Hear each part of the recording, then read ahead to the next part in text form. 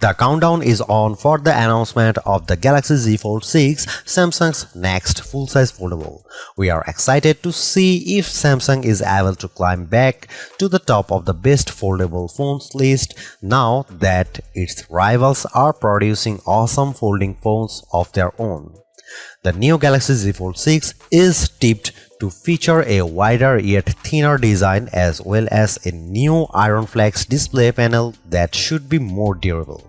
You can also expect the latest Snapdragon 8 Gen 3 chip, which should bring better performance and longer battery life, and all the same Galaxy AI features on the Galaxy S24 series, plus hopefully some new ones.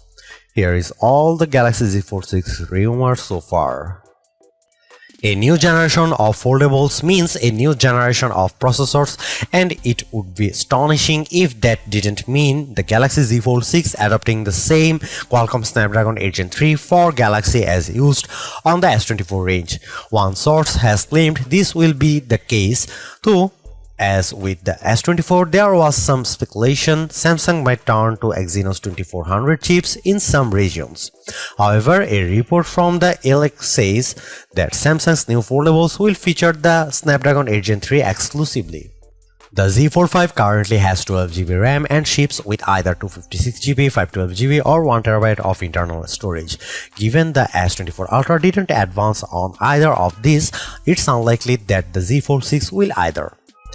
But with the Samsung Galaxy S24 embracing AI and the Galaxy Z Fold 6 set to pack the same processor, it would be very surprising if the foldable didn't have the same tricks up its sleeve. That means the ability to translate phone calls on the fly, summarize documents, and edit pictures with ease, amongst the other things. We are approaching the final months before the Samsung Galaxy Z Fold 6 launch, especially if the earlier than usual release date rumor is to be believed.